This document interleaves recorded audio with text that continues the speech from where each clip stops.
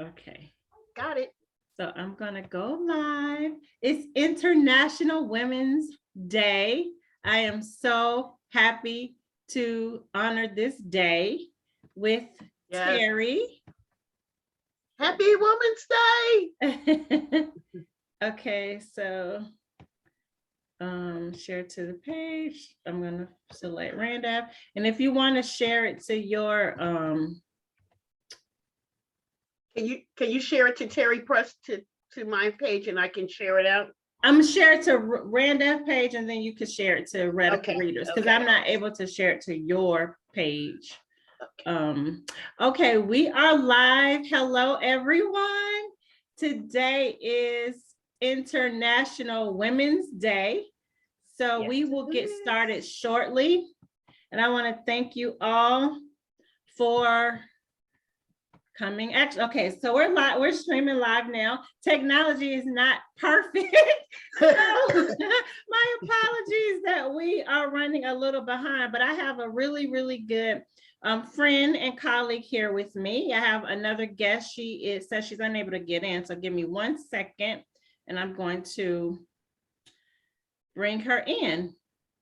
But I want to, for those that will be watching live, thank you so much for tuning in. For those who may watch later, I want to thank you also for tuning in. So Terry, would you like to go ahead and get started with the poem, or? Yeah, sure, sure. Okay. In honor of Women's Day, I think we all love Dr. Maya Angelou.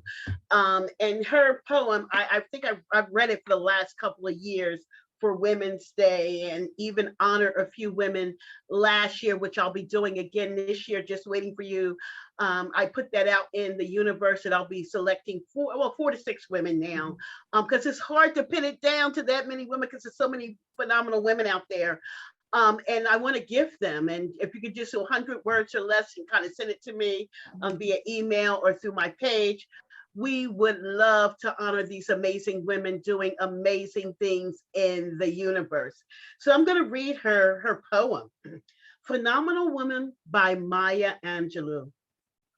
Pretty woman wonder where my secret lies. I'm not cute or built to suit a fashion model size. But when I start to tell them, they think I'm telling lies. I say, it's in the reach of my arms, the span of my hips, the stride of my step, the curl of my lips. I'm a woman, phenomenal woman. That's me. I walk into a room just as cool as you please. And to a man, the fellows stand or fall down on their knees. Then they swarm around me, a hive of honeybees, I say. It's the fire in my eyes, I say. It's the fire in my eyes and the flash of my teeth, the swing in my waist and the joy in my feet. I am a woman, phenomenal woman. That's me. Men themselves have wondered what they see in me. They try so much, but they can't touch my inner mystery. When I try to show them, they say they still can't see. I say, it's the arch in my back, the sun of my smile, the ride of my breast, the grace of my style. I am a phenomenal woman. That's me. I love that poem. That's one of my favorite poems. Thank you so much for sharing that, Terry. And we have our special guest joining us, Miss. Hello, Coach Tia. She's an empowerment coach, so you'll get to meet her shortly. So I'm very, very grateful that you ladies decided to join me for this important conversation in recognition of International Women's Day. So again, those that are joining us, thank you so much for tuning in live, and the video will stay up if you would like to see the recording later. So as I mentioned, today is International Women's Day, and it's a global day celebrating the social economic, cultural, and political achievements of women. So it's also a day that we can call to action, some issues that affect women. So I've invited two ladies who have been inspiring to me. I'm inspired by some of the work that you do. So we can just have a conversation. So we met Terry. I want Terry to, again, introduce yourself and your organization. So I'm Terry Preston, and I'm a volunteer community outreach coordinator for Long Leaf Hospice, which means I recruit volunteers to support our families and care partners. But I also have a soon-to-be nonprofit, which is the Radical Readers Clubhouse, which is an online, and we also meet the second Saturday of each month. Just highlighting many wonderful authors and illustrators and sowing seeds of love and literacy into the community. Thank you so much, Terry. Okay, Coach Tia. Hi. How are you guys? We're great. So if you can share who you are. We see that you're beautiful. So who you are and what you do. Oh, thank you all so much for having me. I am an empowerment and resolution coach. So I empower individuals, whether they're from the age 5 years old up to adults and seniors, to make transformations in their life. And we are Brave Solutions. We have been experienced in this field for 12 years. And I recently opened my practice as of 2020 in the Sand Springs area of Atlanta, Georgia. And from that time on, we have counseled several individuals just to be able to make a change in their life, whether it's mental health, emotional. We've also specialized with those who are in the LGBT community. And we've also just made so many transformations. A lot of individuals have truly appreciated this service. And we have thankfully been able to hold a 5-star review globally. So awesome. That's incredible. Awesome. Yes. That's incredible. So I'm Mutima Jackson-Anderson, and I am the president and CEO of the Ruby A. Neeson Diabetes Awareness Foundation. I am, bless you. I am also a social entrepreneur. That basically means I have a business that exists to affect social change. So we're going to talk a little bit about social change today, but in honor of Women's International Women's Day, I do want to talk about some issues that we face as women. Terry and I, we had a little small conversation before we started, and I wanted to actually follow up on that conversation because she just spoke, she just read a poem by the phenomenal Maya Angelou, and she said she had an opportunity to meet her. I want to know. I think I'm okay. I think Tia, maybe you have to cut your volume down just a little bit. Technology is just, but Terry said she had an opportunity to meet Maya Angelou, but she was not able to meet her. Terry, can you explain a little bit about that? Yes, it was a couple of years ago before she had passed away. I had a wonderful opportunity. One of the colleges in Lancaster, Pennsylvania, they had her as a guest speaker. I had tickets. It was free. However, I was in such a deep hole of depression that I could not take advantage of that opportunity. And I was telling Mutima, a lot of times, when we suffer with mental illness, it really controls our whole life. We miss out on a lot of wonderful opportunities. And that is one of my regrets, is not seeing her, because I could not get up. And at that time, I wasn't taking medication. I just wasn't dealing with the things that I needed to deal with with regard to mental illness. So I wanted to share with people that, because, get help if you need it. If you need therapy, if you need to call a friend, do something so that you won't miss out on those wonderful opportunities, because I can give you a whole list of opportunities that I missed due to depression. Yeah, and I also think that, I know we talk a lot about, that superwoman syndrome, having to basically do it all. I think that can also contribute because it can produce stress, when stress sometimes can, increase our risk for depression. Coach Tia, would you like to offer any feedback on what Terry just mentioned? And how important is it? I mean, it's important, like Terry said, reach out to a friend, but how can we help each other as women, because we have these issues, and a part of International Women's Day is also raising awareness about some of the health issues that we have. Coach Tia? Yeah, so hopefully everyone can hear me okay. I do apologize in advance for the technical. Okay. Zoom is making it hard. But absolutely, mental health is so vital. I personally went through my own strengths and tragedies of not being sustained as a mental health victim. And I will say that it's the most essential thing that we have to tap into. This is the main component of our health. Our mind is a main component of our health. It's the main component of our body. And when your mental health is not doing well, you have to stop for a moment and really analyze what is going on. Why is things not working out the way that it needs to?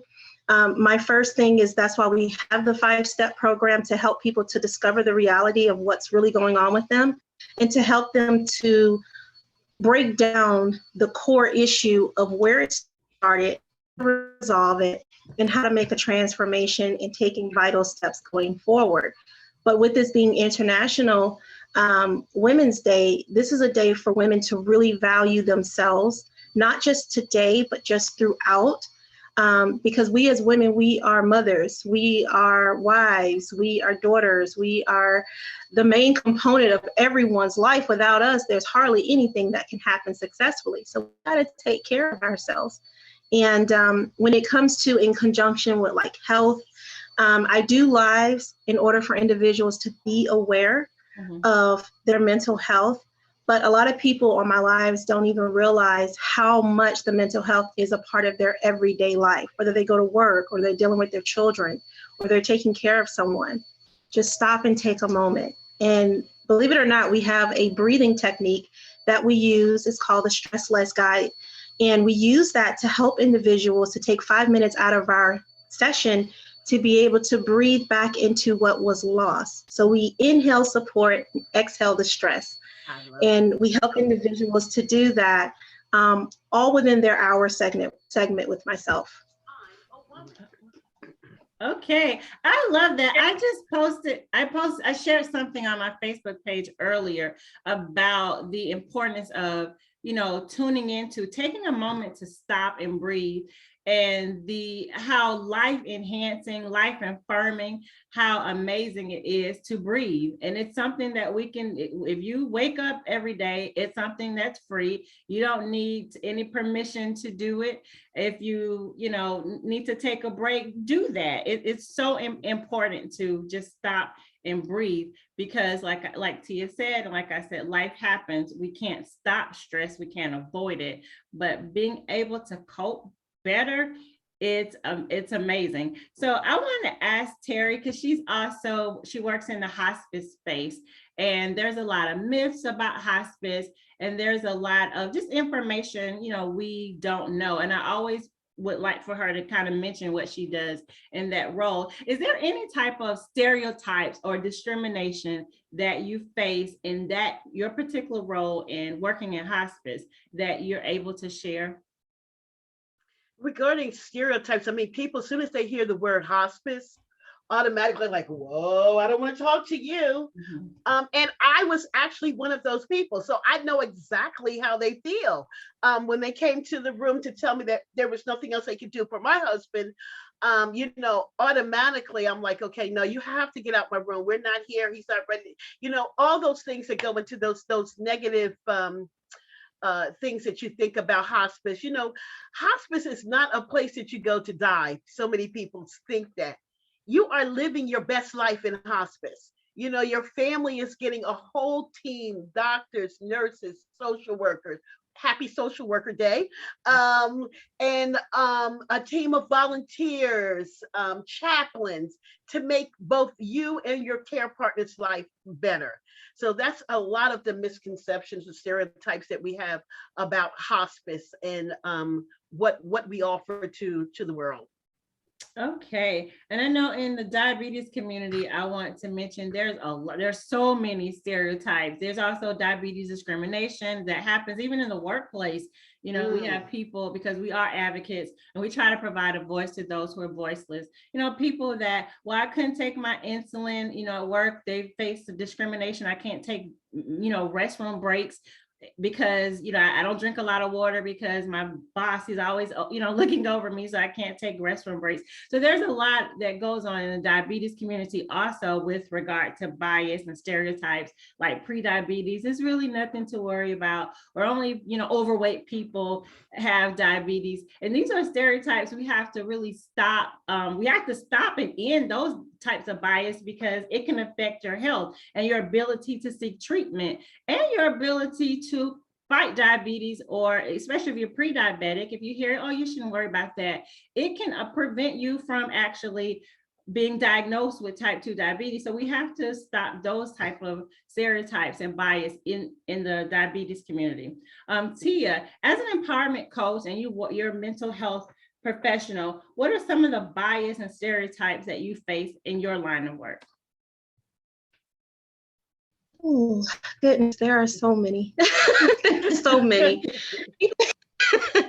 I will say that the biggest stereotype, and because I'm going to try to keep it as brief as possible, because there is a list of things that when it comes to mental health, people, you know, label you. That is the worst stereotype, that anyone with mental health, they feel like you're crazy or you're lazy or, you know, you're mean or you're violent. And it's so many different negative things that, you know, the first time someone unfortunately takes their life, were they mental? And I had a live on this, and I said that everyone who takes their life, unfortunately, they're just hurting. It doesn't mean that they're mental. It means that they're hurting and they want that pain to go away. And so unfortunately, this is why I got into this field, because I didn't want anyone to feel labeled. I always say that you are not your health. You are not your mental health, but you can learn to get mental wealth by taking important steps. And I am here to we are known to crack the code of mental misery. And the one thing we stop at the door is labeling individuals and making them feel defined by their mental illness. So some of them are really negative. A lot of their discriminations is just looking at individuals not as people, but as their diagnosis. And we change the entire scene of that by helping them to realize that they are worth so much more support, because they're still humans at the end of the day.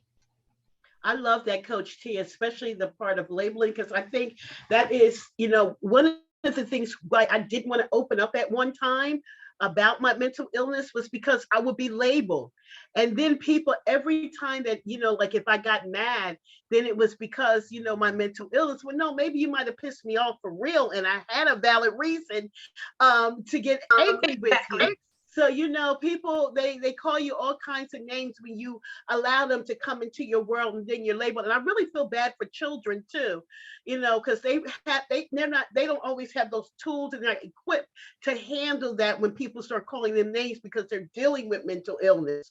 So I thank you for, I know that helps a lot of people when they feel like, you know, they're being labeled, that you're helping them to conquer that feeling. Thank you so much. And I want to say too, in conjunction with that, as far as our young ones, our adolescents, we have a program specifically for them. Again, I have been a victim of so much just trauma, even as young as 8 years old. Also being in school systems where they bullied constantly. I was actually a graduate of homeschooling because my mother took me out at the age of 3rd grade, and I excelled to college medically. So, you know, I'm here to help people to understand that discrimination is not deserving, and you're not worth to be discriminated based upon your mental health. And we have that program for young people because it actually starts at the age of 5, that individuals are evolving into another level of themselves, but they are either being sexually abused, or they're dealing with bullying, or they're dealing with some sense of environmental pain among their family or dysfunctionality.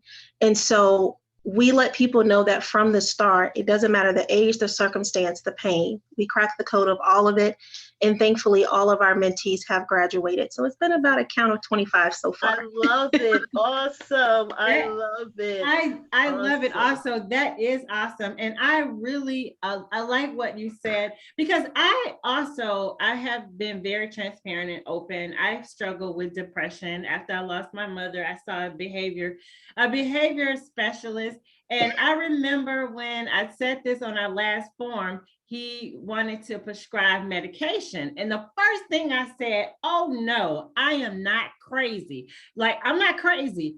I just want somebody to talk to. So I didn't really understand that this is, well, now I do understand that mental illness, whether you're depressed, whether you have anxiety, it is a stronghold, and it's not something that's easy to break. We can't sometimes subdue it on our own. So it's great to have people like Coach Tia and all the mental health professionals out there that are making a difference, that are out, helping. If you have a mental illness, if you're depressed, like Terry, she had to tell someone earlier, go get help, go get help. And God, I always say God defines science, and that's a part of science. Go, people like Coach Tia, the psychology people, they have the educational background to help. So go get help.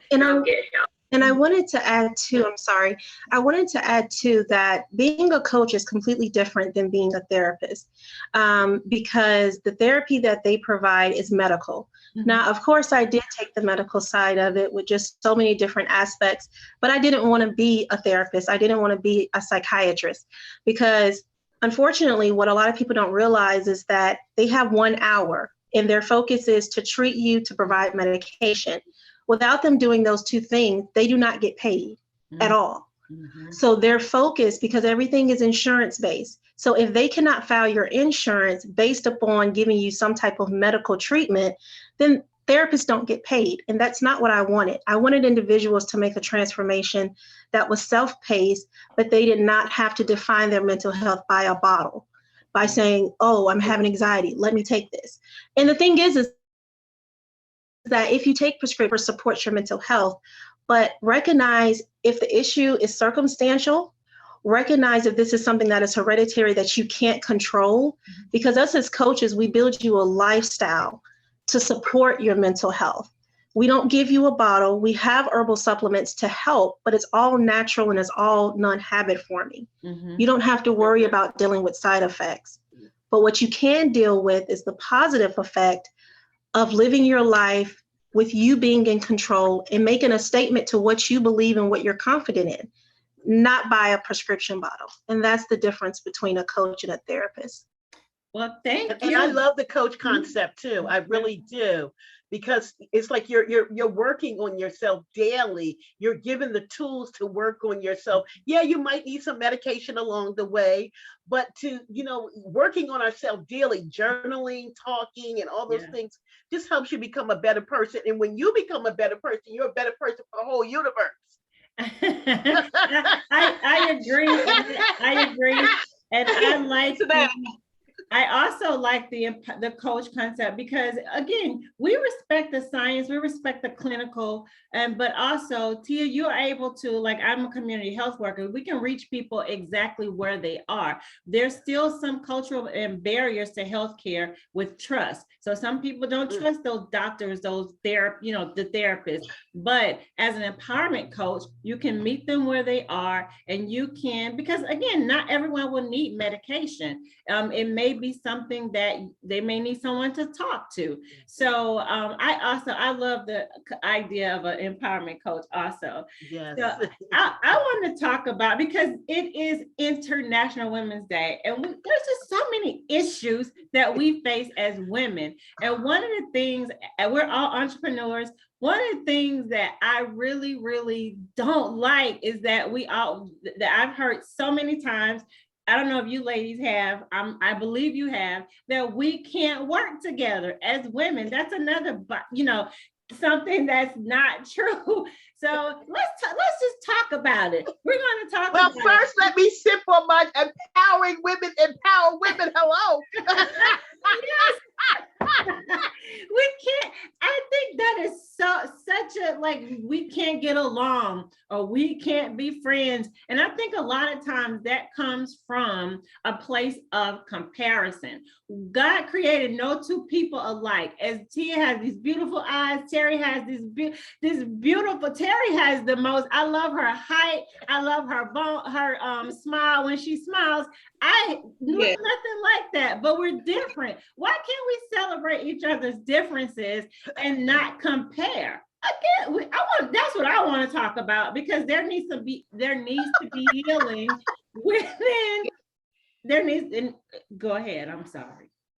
I believe that's a root. I mean, like, I'm not sure, you know, that's if let's just say, as a child, I think sometimes it starts off as a child, and I think it's a root of insecurity, you know, and you have to look at yourself and go to Coach Tia to work on yourself about that, because that's one of the biggest myths and lies out there. I mean, you know, working with Tina, you may have some disagreements, you may not agree with everything, you know, we're not robots. But empowering women and loving on women and supporting women, when people put that on Facebook, it just, I can't help myself but to comment and say that's a lie, because it really is. Now, there may be a little bit of truth in that. Yeah, okay, but those are just individuals. It doesn't define all women. So that's just my take on it. Yeah. Tia, go ahead. I'm sorry. Well, no, what I was going to say is there, again, I think it comes from a place of comparison. And when you start to compare yourself to another woman, maybe she has a larger home than you, or maybe she has longer hair than you, or whatever, or maybe she has a business and you work in corporate America. Maybe she is not diabetic, I don't know, and you are dealing with, you know, type 2 diabetes. When you start comparing, then that births the jealousy, the insecurity. And that, I think that's a problem that we really do have to stop. We know that there's an issue of bias in our, you know, being a woman in our community. We know that we are not always treated equally in pay. We know these stereotypes exist. So why can't we break those, you know, break that, so we can be more supportive of each other and be more loving of each other and not have these issues? Yeah, I agree with that. You know, that's why we are in the field of breaking all of that down, because like I mentioned to anyone, it's a foundation. Like Terry mentioned, it's about the way people, as well as you, Mutima, I always get your name so confused. It's Mutima. Right? Mutima. Mutima. Okay, I don't want to jack up no one's name. Like, that's not fair. I'll start an issue with us as women, okay? But yeah, it starts with the insecurity factor. Matter of fact, my practice is made up of nothing but women. So, you know, to have that type of support, it's a mindset.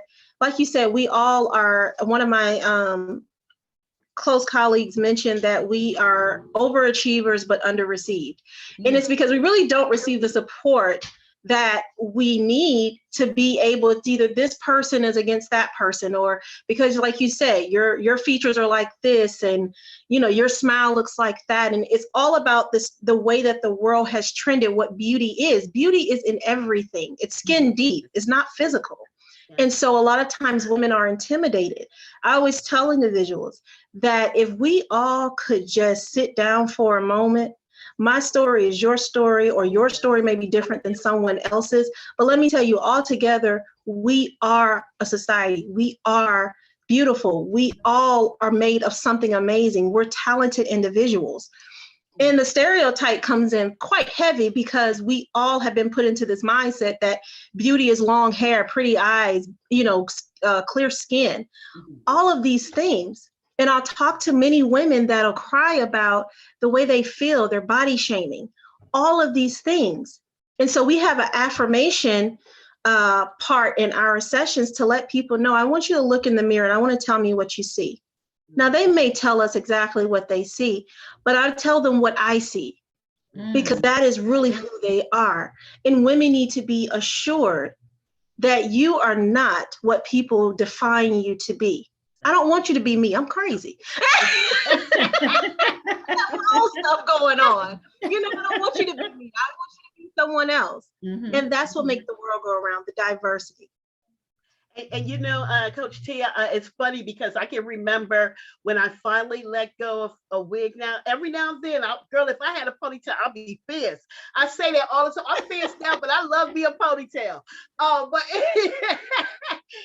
I remember letting go of the wig and how I felt like, okay, what are people going to say? Or, how am I going to feel? And I worked for a car dealership at that time. But the most wonderful thing happened to me. I walked out of the car. I mean, my makeup was fierce that day. I really went over the top that day. The first day I finally said, okay, world, this is it. It was a brother that came out of his car and literally you could just, it was true. He said, Terry, when I say you look beautiful today, that was, it just set me off with like, that was like, it was like God put him in that place for me to hear.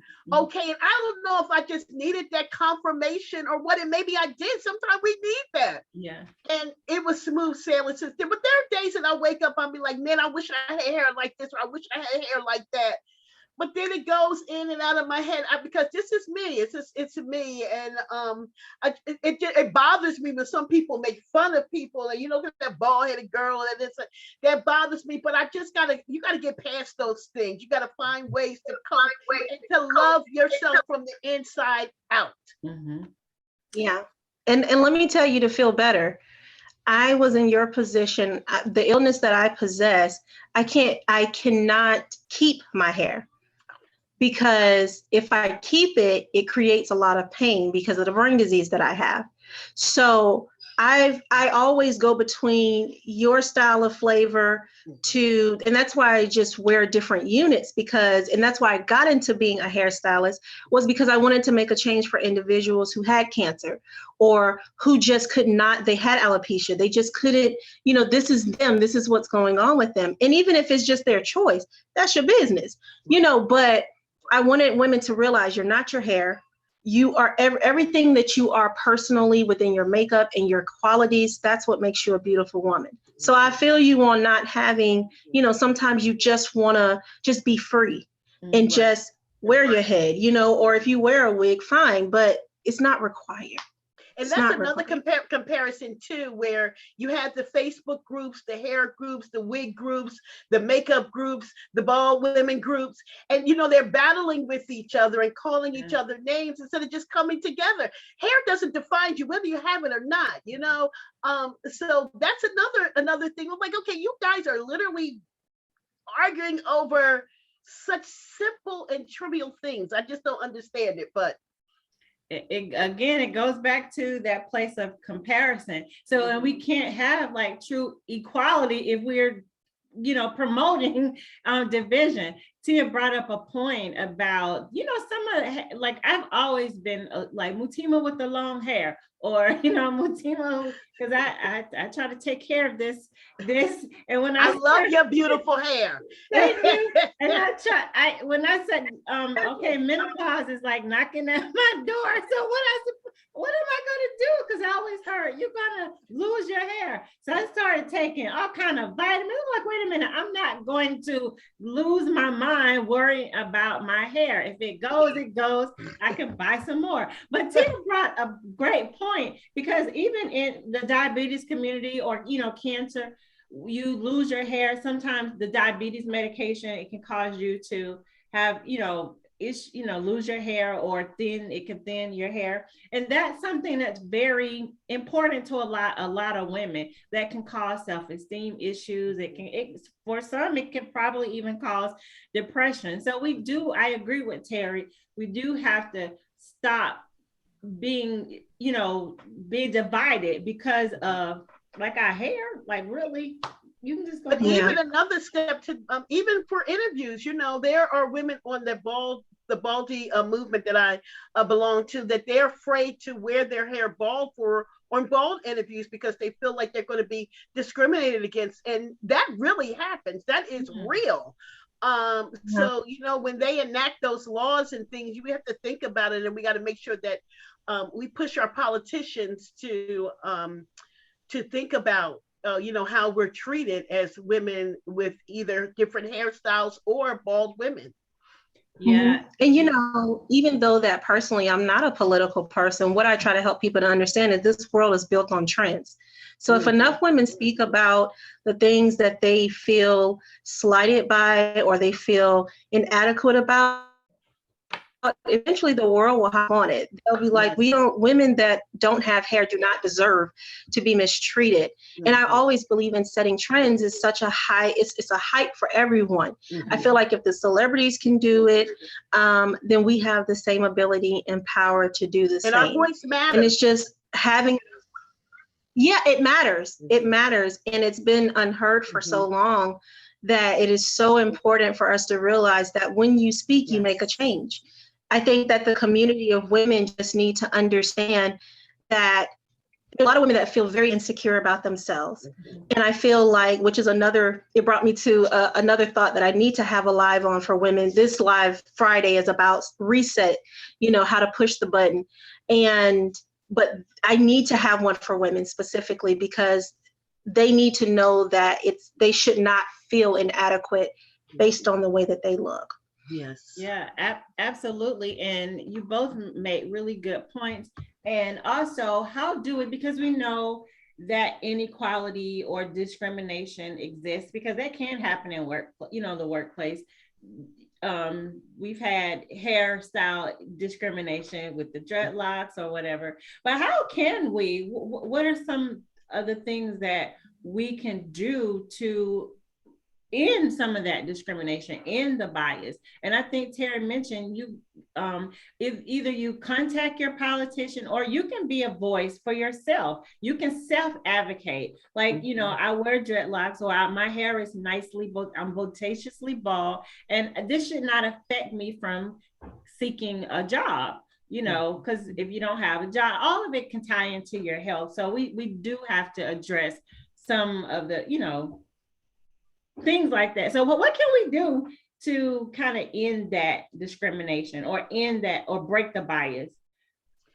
I think if you're working in corporate America like I am, that, you know, you can address it with your HR manager. Maybe you might want to do some sensitivity training, you know, especially with African-American women, we are really funny about our hair. We don't like people touching, and some people just don't get that concept. That, you know, you just don't go touching people's hair, or, you know, I for me, it don't bother me. Little kids was in the supermarket the other day, and she was looking at me like, and I heard, go ahead and touch it, girl. Go ahead. She was so amazed. Her and her sister, they were just touch. So that don't bother me. But for some women, that is really personal. So, you know, sensitivity training and talking about the things that matter, that's cultural sensitivity, you know, for Black and brown people sometimes. So those things should be addressed in HR, and maybe you have an open forum and people can talk about those things and how they're feeling. So I think that sometimes you have to be the first person to say, okay, this needs to be addressed. You know, you're held accountable for what you do. And if they don't, then, you got social media and other things that you can always use as a platform for yourself. That's it. For me, I find it to be helpful, like, although that our practice has been going strong for 2 years, still we're not at that goal mark of helping as many people as we would like. So being a part of this interview really gave me the spark and introduction to hosting more webinars, hosting more community lives, so that individuals can be able to be aware of that sensitivity marker that they need to embrace. We have millions and billions of women. There's more women in the world than men. So, you know, we have to really value ourselves. And I don't think that the value of ourselves is as high as it should be. You have some women that are too high and thinking of themselves, you know, but we're not trying to pull those individuals. We're trying to pull individuals who feel like every move that they make is a failure, you know, or they don't feel accomplished when they do speak and they say, no, I don't want to do that. You have a lot of women that shy away from speaking their mind. And so I feel, to break the bias, that it would be best to link with individuals, networks that will be able to speak to these women so that they can have a voice among the community. I agree. I agree. Awesome. I think it all really comes down to is coming together collectively. I care about Mutima and Coach T as much as I care about myself. You know what I mean? Your issues are my issues sometimes. You know what I mean? Like, I can't put everybody's weight of the world on my shoulder, but I care about what's going on with you. I care about what's going on with you. And of those things that are close to your heart, we should all be thinking of each other in those terms. We should. I absolutely agree. So I just want to thank you all. I don't think we have a lot of time. I wanted to keep it to maybe 45 minutes. But I know Terry has some books she's going to show. And while Terry gets her books, let me see if there's any comments that I need to discuss. But this has been really good. It's been a good conversation about what we can do collectively, you know, as women, because we all have a responsibility to break these bias, stereotypes, and discrimination within our community. Terry, you have some books you want to share? You know, I'm excited about books. So we're about to get lit on literacy this weekend, this Saturday, in Tucker for our kids circle, which I'm excited about, our 2nd year anniversary. So we are so excited. But, you know, for Women's Day, you know, we like to feature, each month we do different things, and it's Women's Month. So this wonderful book is amazing. She Persisted. It's about 13 American women who changed the world, written by Chelsea Clinton and illustrated by Alexandra Borgier. So that's a wonderful book to read to your kids. Oh, how can we not love Mae Jameson? Mae Among the Stars. Yes, yes. And I love the illustration. This book, the kids loved. Different, like Coco Chanel and all the things that she went through in an industry that, you know, she really rocked the world with her wrap dress and things. So her story is amazing. And this is probably one of our favorites, The Oldest Student. She was 100 and she was old before she learned how to read. Yeah, I love 15 years old. I love that book. That is perfect. It's absolutely perfect for today. We did have a comment from Candace. She mentioned that we should educate people on our, you know, the biases that affect our community, or educate people on the bias that affects our community. So I just wanted to mention that. So, but that's one of my favorite books, and that's go ahead, Terry. So The Oldest Student by How Mary Walker Learned How to Read. Her story is amazing. I'm trying to get the author. She's so busy now to get it. And also, of course, Stacey Abrams' Extraordinary Words. She talks about bullying in this book. So, and also some of the struggles that she went through. So these are amazing books for kids to talk about Women's Day. And Women's Day is just like Black History Month. It's 365 days a year. Yes. They just put one day aside or a month, but we should be talking about the issues that women have and the struggles that we have and how we can conquer them all the time. Absolutely. I agree. Any final words from Coach Tia? Yes. So I don't know if you all can see this okay, but this is one of the flyers that Mutima mentioned about. And we do have a program. This program is to help individuals to march on the misery of mental health and emotional health. But at the end of the day, you will gain some wealthy tips in order for you to be able to make a transformation. It is a 5-step 4-trail progress. And in that, we have 3 opportunities for individuals. This one in particular is all March to the 31st of March, but the deadline is March 31st. So we're encouraging everyone to follow our link on our website.